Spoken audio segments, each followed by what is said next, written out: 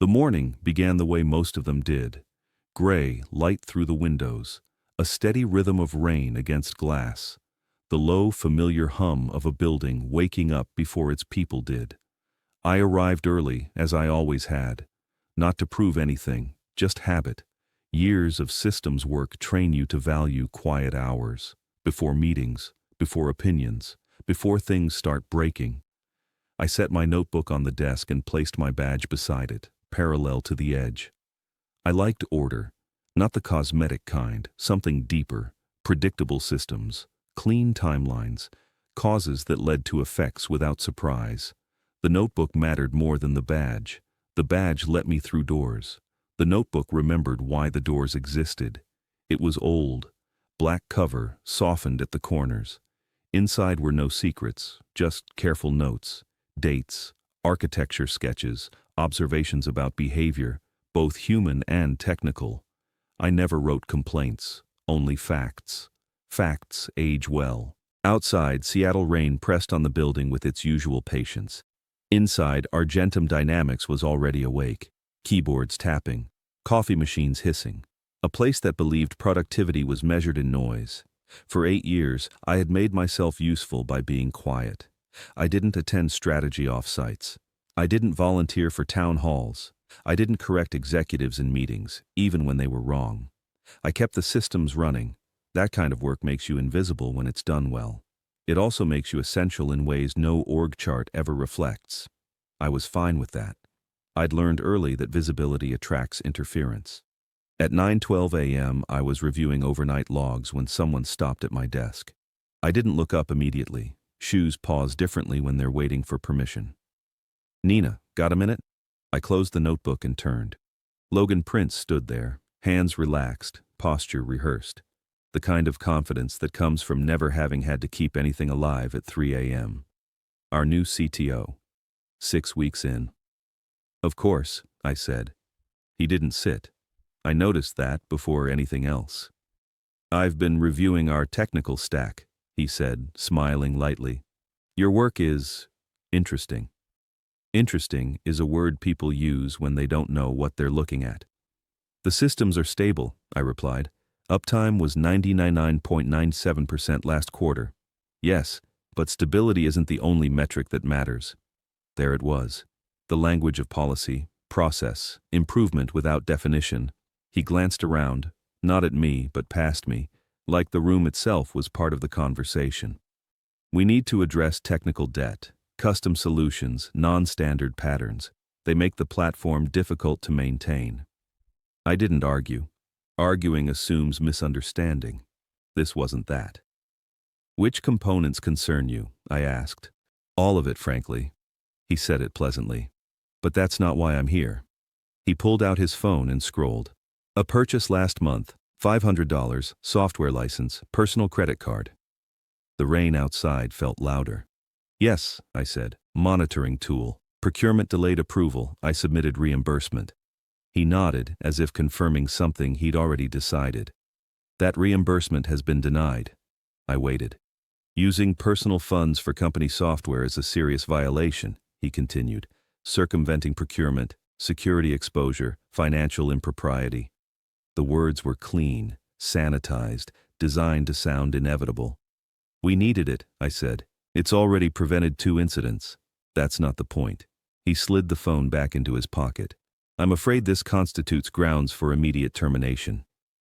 The office didn't stop. Someone laughed near the break room. A printer word, 8 years compressed into a sentence. "Security will escort you out," he added. "Your items will be mailed." I glanced at my notebook, then the badge. "The reimbursement?" I asked. He smiled again, slightly wider this time. "Denied." I stood, no rush, no hesitation. I placed the notebook into my bag, lifted my mug, unclipped the badge and set it on the desk between us. He held out his hand. I handed him the laptop. Every movement precise, deliberate.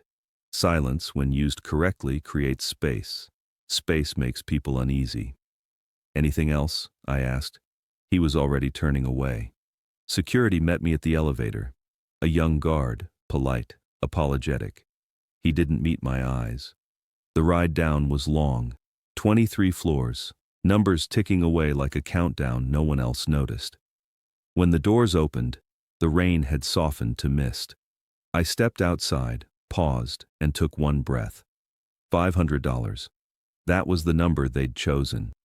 I adjusted the weight of my bag, felt the notebook settle against my side, and walked away without looking back. Some decisions don't reveal their cost immediately. They echo. I didn't go home right away. Instead, I walked.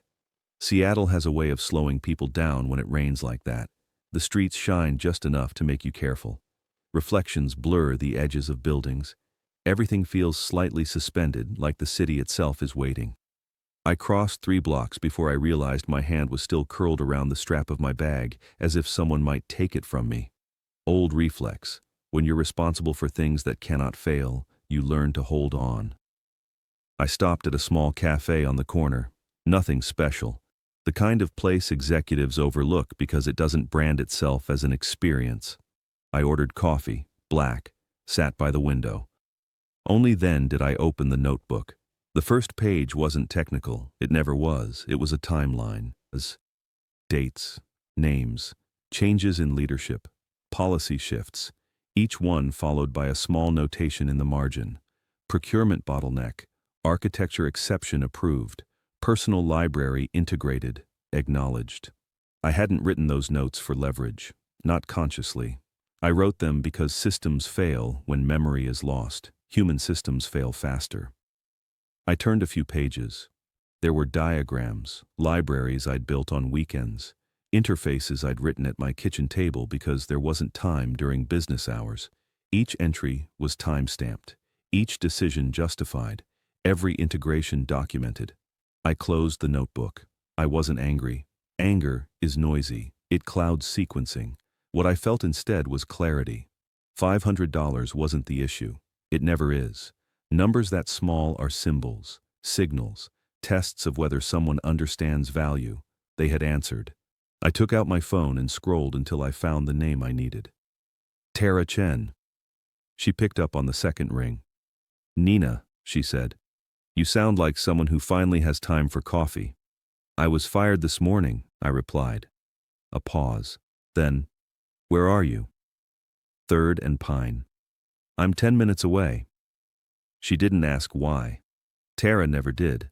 She understood that timing mattered more than details. When she arrived, she looked exactly as she always had, composed, efficient, alert. The kind of lawyer who doesn't perform outrage because she knows it wastes energy. Tell me, she said, once we were seated. I didn't dramatize it. I didn't need to. New CTO, expense report, immediate termination, denied reimbursement. She listened, took one sip of coffee, set the cup down carefully. Washington's at will, she said. They can fire you for that. I know, I replied. That's not why I called. I opened my bag and slid the notebook across the table. Her eyes moved over the pages, slower now, more focused. These are your personal projects? She asked. Yes. Licensed. Everyone. She stopped at a page near the middle, read it twice. This license, she said. You wrote this? Yes. Free for personal use. Commercial license required for for-profit entities. She looked up. They're using this in production? Across their infrastructure. Silence settled between us. Not uncomfortable. Evaluative. How long? She asked. 3 years. She exhaled once, a small sound. Do they know? They acknowledged it, I said. Informally. In writing. I turned the notebook to another page. Slack excerpts, email headers, approval threads that stopped just short of formality. Tara leaned back. You've been documenting everything. I've been maintaining systems, I said. Documentation is part of that. She smiled, not broadly, just enough. You know what this means. I know what it could mean, I said, if they continue using the code. They are. Yes. She nodded slowly. Then this isn't about termination, she said. This is about licensing. I stirred my coffee, watched the surface settle. I don't intend to do anything impulsive, I said. No threats, no demands, not yet. She studied me. You're going to wait. Yes. For what? For them to feel the absence. She considered that. Okay, she said finally. Then we do this cleanly, quietly. Document everything, no contact until we're ready. I reached into my bag and placed a small USB drive beside the notebook. Logs, I said. Usage metrics, build pipelines, timestamps. Tara picked it up. You didn't plan this, she said. No, I replied. I prepared for it. That distinction mattered. We finished our coffee without urgency. Outside, the rain continued its patient work. As we stood to leave, Tara paused. Once this starts, she said, there's no going back. I nodded. They already decided that, I replied. I walked home through the mist, the city moving around me as if nothing had changed. Inside my apartment, the quiet felt unfamiliar. I placed the notebook on my desk, set the succulent beside it, plugged in my laptop. Out of habit, I checked Argentum's public status page. All green. For now. I closed the browser and opened something else instead. A dashboard. One they didn't know existed. Not a weapon. Just telemetry, usage patterns, error rates. The kind of visibility any responsible maintainer needs. I watched without touching anything. That night, for the first time in years, I slept without my phone on the nightstand. Some consequences take time to surface. I was patient. The first week passed quietly. Too quietly, if you knew what to look for. From the outside, Argentum dynamics appeared stable. No press, no customer alerts, no visible disruption, the kind of calm leadership presentations love to show. Inside the systems, however, things were beginning to drift. I saw it in small places. Slight increases in error rates, latency spikes that resolved themselves just before thresholds were crossed. Nothing that would wake an executive. Nothing that would justify a meeting, but enough to notice.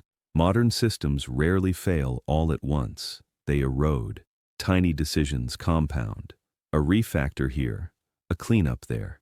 Each one made with good intentions. Each one shaving off a margin that had been there for a reason. I watched without intervening. Silence, when paired with knowledge, is not neglect. It's restraint. On Thursday afternoon, I was walking through Pike Place Market when my phone vibrated. Not a call, a notification. Memory pressure warning. Not my responsibility anymore, but old habits linger. I stepped into a quiet corner cafe and opened my laptop. Argentum's public dashboard was still green. Internally, the payment processing service was slowly consuming memory, a leak, subtle, intermittent. I recognized it immediately. There was a section of code, unremarkable on the surface, that handled edge cases from a third-party payment API. Rare responses, poorly documented, the kind of thing you only learn by watching it misbehave in production. Someone had removed the cleanup logic, probably because it looked redundant. The system would hold, for a while, until load increased. I closed the laptop. 3 hours later, the first customer complaints appeared online. Delayed transactions, timeouts, nothing catastrophic, but noticeable. By the time they rolled back the change and restarted the service, the damage was already done. Small outages don't break companies. They unsettle people. They invite questions. That evening, Tara called. "Did you see the stock dip?" she asked. "I was making dinner," I replied. "Payment processing issues. Analysts noticed." "Unfortunate," she laughed softly. "You're enjoying this." "I'm observing it." "There's a difference." The second incident came faster. Logan had ordered a modernization of the deployment pipeline. I'd expected that. New leadership often mistakes novelty for improvement. The original pipeline wasn't elegant. It was adaptive, built to accommodate a complex, uneven architecture that had grown over time. Dependencies layered on dependencies, exceptions that existed because reality had demanded them. They replaced it with something cleaner, off-the-shelf, standardized, documented, and unfit. I watched the deployment unfold from my balcony, a glass of wine in hand, the city lit below. Service A updated. Service B waited. Service C locked a resource that Service A needed to release. A circular dependency. The platform stalled. From experience, I knew exactly what was happening inside that conference room. The silence after the first failed deploy. The realization that rollback wasn't straightforward. The scramble to understand interactions no one had mapped because I had carried them in my head. My phone rang. Unknown number. I let it go to voicemail. Then it rang again. "Nina," Marcus said when I finally answered. "I know this is awkward." I listened. "We're stuck," he continued. "The deployment system is locked. We can't figure out why." I felt sympathy. Marcus was competent, thoughtful. He didn't deserve to be in the middle of this. "I don't work there anymore," I said calmly. "I know, but maybe just some guidance." I paused. "Check the dependency graph," I said. "Look for cycles." There was silence on the line, then a quiet realization.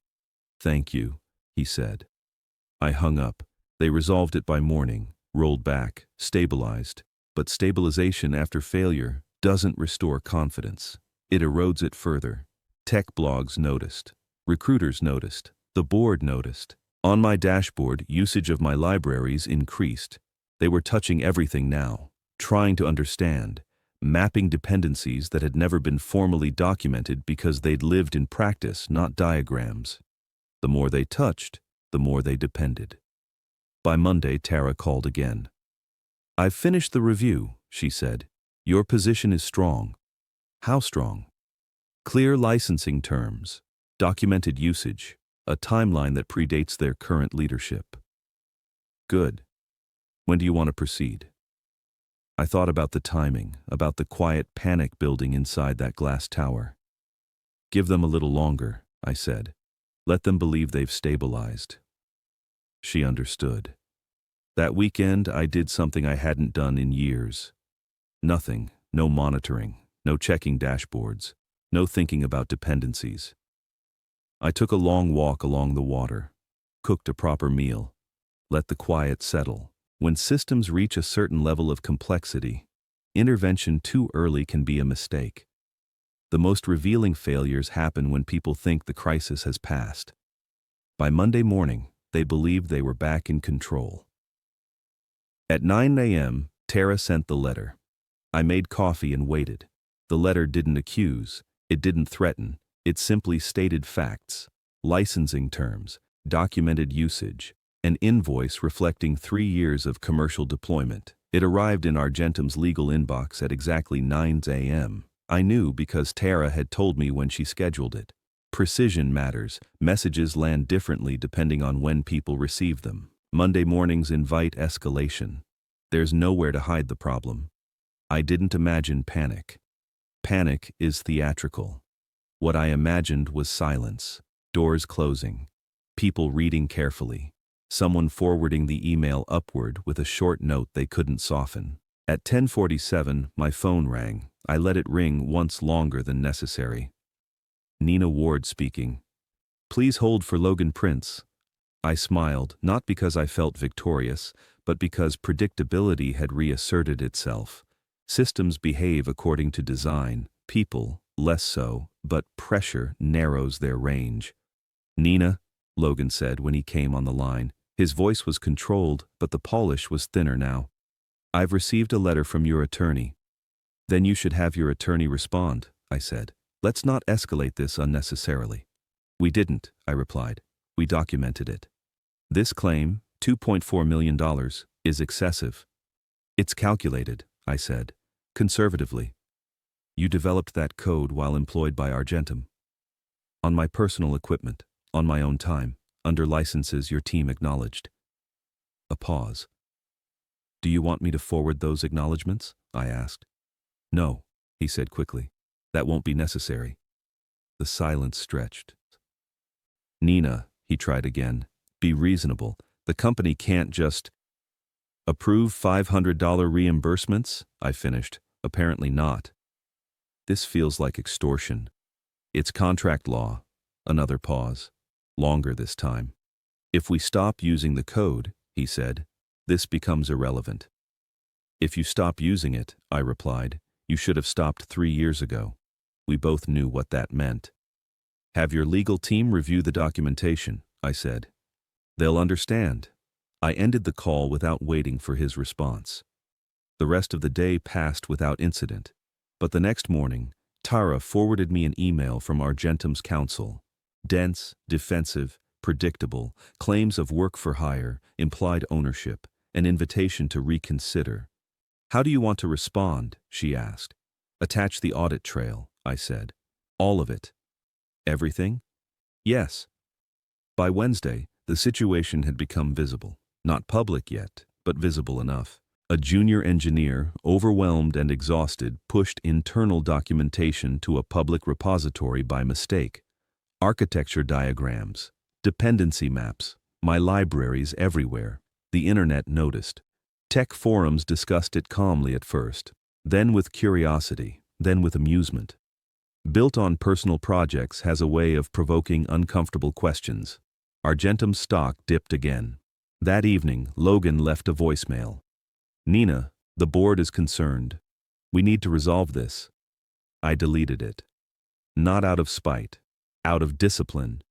When you respond too quickly, you teach people they can rush you. Thursday morning, something else happened. Traffic on my repositories surged, not from Argentum, from competitors, startups, mid-sized firms, even a few enterprises I recognized. They'd heard the story, or enough of it. They wanted to understand what code was worth this much trouble. I forwarded the most serious inquiries to Tara. This strengthens your position, she said. I know. You're enjoying this again. I'm noticing patterns. Inside Argentum, the engineering team fractured. One group tried to replace my libraries. The other tried to replicate them. Neither succeeded. Replacement solutions were close, but not close enough. They handled general cases, not Argentum's peculiarities. The architecture had grown around my code. Removing it required rethinking everything upstream and downstream. Replication efforts failed more quietly. My code wasn't hidden, it just assumed context. Decisions made years earlier.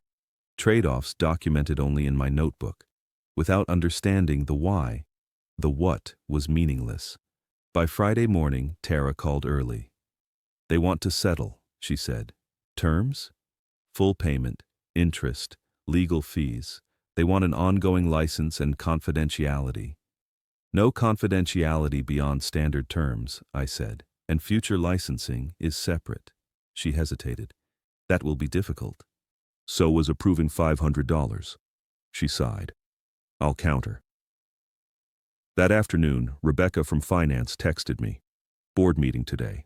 Logan looks unwell. I didn't reply. By Monday morning, the answer came. They agreed, Tara said. Full payment, no restrictions on publicity, and, she paused. And what? The board terminated Logan, effective immediately. I closed my eyes, not in celebration, in release. Set up the meeting, I said. But make it clear, I'm not returning as an employee. Understood. The payment cleared that afternoon, $2.4 million. It felt less dramatic than expected. A number on a screen, validation without noise. Victory, when earned properly, is quiet. The meeting was scheduled for the following week. I prepared carefully. Not arguments, not demands, just clarity. The day of the meeting arrived gray and overcast, Seattle at its most familiar. I arrived early, taking a quiet moment in the lobby. The glass tower gleamed, indifferent to the chaos that had unfolded within. I carried my notebook, not for notes, but as a symbol of years spent observing, recording, and building. Each page represented hours of quiet problem-solving, iterations that prevented crises, decisions that had gone unnoticed. It reminded me why I had value and why I could claim it now. The conference room was full, board members, legal counsel, the interim CTO, and a few senior engineers. The CEO dialed in from New York, calm but attentive. I walked in, nodded politely, and took my seat. There was no fanfare, no triumphant music, just people settling into chairs, waiting for the conversation to unfold. Ms. Ward, the board chair began, thank you for meeting with us. We'd like to discuss a long-term arrangement. I listened. Annual licensing fees, support contracts, consulting opportunities. The numbers were generous. They understood the mistake they'd made. My work was the backbone of their infrastructure, and they had no alternative. I remained quiet, measured. Silence in a room like this carries weight. It shows confidence. It shows observation. It allows others to speak themselves into agreement. "I appreciate the offer," I said finally. "But I have concerns. Argentum's technical direction remains unstable. Why should I believe that won't continue?" The interim CTO leaned forward. "We've learned our lesson. Stability over aesthetics. Your work will be respected, and processes updated." I considered it. The reimbursement for the $500 purchase had been approved. Procurement policies had been rewritten. The lesson had been learned without drama, but I remained cautious. "One condition," I said. "I require a public statement acknowledging that Argentum's infrastructure relies on engineers' open-source contributions. That innovation comes from empowering developers, not restricting them." The room exchanged glances. The CEO cleared his throat over the speakerphone. "That is unusual." "So is firing someone over a $500 expense necessary to keep systems running," I said. It took less than 5 minutes for them to agree. I signed the licensing agreement, an annual fee of $400,000 for unlimited use, plus hourly consulting as needed. The public statement followed the next day, carefully worded but unmistakable in its message. Innovation thrives when developers are trusted and valued. Logan's departure was buried in a Friday press release. Standard corporate language, no fanfare. Tech communities connected the dots quietly. The lesson spread without spectacle. Undervaluing expertise has costs. A month later, I settled into a new office space, a co-working suite overlooking the Sound. I reviewed pull requests for my libraries, now commercially licensed, now generating real income. Argentum remained a client, but the relationship was professional, structured, and fair. There was no fear of overreach, no threat of dismissal over minor decisions. Respect and contracts replaced uncertainty. The success attracted attention. Startups, mid-size firms, even competitors reached out. My libraries became a product, my expertise, a service. My reputation, a quietly reinforced authority in a space where skill is rare and patience rarer. Even Logan resurfaced. He took a new role at another company. 6 months later, their systems began experiencing familiar issues. He reached out for consultation. I advised professionally, charged appropriately, and watched him leave again. Tenure brief, lessons learned, or not, as always. Though Tara and I continued our coffee meetings, celebrating in quiet ways. We spoke of patterns, trends, and legal strategy.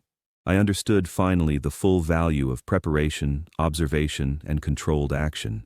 The $500 monitoring tool that had started it all, still running, integrated into my infrastructure, now protecting multiple client systems. A small reminder framed in my office: sometimes small decisions reveal the true value of expertise. 2 years have passed since that morning in Logan's office. Argentum Dynamics remains a client, a reliable one. Their new CTO, promoted from within, understands what stability truly means. Every holiday, I receive a card from someone on their engineering team, a small acknowledgement of the mutual respect now in place. They've learned to value expertise, not just processes. My library licensing business has grown beyond what I imagined. 23 companies now pay for commercial usage. I employ 2 developers to maintain and support the code. We work remotely, on our own schedule. Expense reports aren't scrutinized. The work is respected. The relationships, professional. The contracts, clear. Occasionally, my phone buzzes with notifications, new inquiries, startups, established firms. They want to license the libraries, engage in consulting, or acquire the IP. I check the leadership teams carefully. No Logan prints. No executives chasing flashy modernization initiatives. I reply with professionalism, sending carefully drafted proposals and invoices. The $500 monitoring tool, still running, protecting dozens of systems, preventing outages before they cascade, quietly generating value. Its original invoice, denied and stamped in red, remains framed on my windowsill. a subtle reminder that patience and preparation can be worth far more than immediate compliance. Sometimes I reflect, what if Logan had approved that reimbursement? Would I still be at Argentum, quietly holding systems together without recognition? Perhaps, but comfort breeds complacency. Being pushed off the cliff revealed a new reality. Freedom and respect are worth more than comfort. My daily routine is quiet but deliberate. I start with coffee, check pull requests, review telemetry dashboards. I solve problems that matter. I write code that runs efficiently, elegantly, and safely. And I know its worth. The rain falls outside, Seattle's rhythm unchanged. The succulent on my windowsill has sprouted offspring I've potted and given to clients. A small lesson in resilience, care, and growth. A quiet emblem of what patience and attention yield over time. The invoices continue to arrive, paid promptly, with interest, with acknowledgement. No celebrations, no revenge speeches, just the satisfaction of a life restored to order, built on respect, contracts, and undeniable value. In the business world, decisions about people often come down to small numbers, $500, $50,000, a single report. But those decisions ripple outward. Consequences accumulate quietly without fanfare until they cannot be ignored. I watch from the outside now, watching Argentum's systems continue without me. Observing, learning, and knowing the value of expertise cannot be legislated or mandated. It must be earned, recognized, and respected. The last I checked, Logan Prince was teaching. Business school. Technical leadership for non-technical executives. I hope his students understand the lesson he never truly learned. Undervaluing engineers comes at a cost. Meanwhile, I continue my work. Not for revenge, not for recognition, but because I am an engineer, because systems can be elegant and functional and enduring when nurtured properly. I pull up a new repository, begin a commit, fingers tracing familiar paths across the keyboard. Somewhere, in server rooms and data centers, my libraries continue their quiet work, processing, routing, stabilizing. My work runs like clockwork, even as the world moves on around it. They thought $500 could bury me. They were wrong. It set me free.